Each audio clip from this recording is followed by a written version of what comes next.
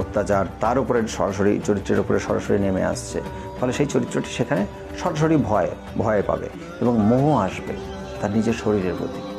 যদি কোনো সামনে থেকে আত্মীয়ের বধ হচ্ছে, সেই আত্মীয়ের প্রতি তার মোহটা বেড়ে যাবে। কেমন মোহ ওখানে ঢুকবে।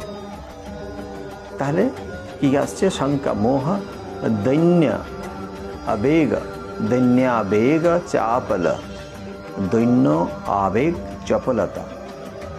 দৈন্যতা আসবে যে আমি এত ক্ষুদ্র, আমার কি কোনোই ক্ষমতা নেই এর থেকে, এর সঙ্গে আমি কিছুতেই পেরে উঠব না। এই যে দীনতা, তুলনা করা হচ্ছে না জেনে না বুঝে। তার সঙ্গে বীর রসের অভাব হলে পরেই সাধারণত ভয়ানক রসের প্রাদুর্ভাব হয়। বীর রসের অভাব ঘটছে এবং সে ভয় পাচ্ছে, ভয়ানক রসের উৎপত্তি হচ্ছে। কেমন? তাহলে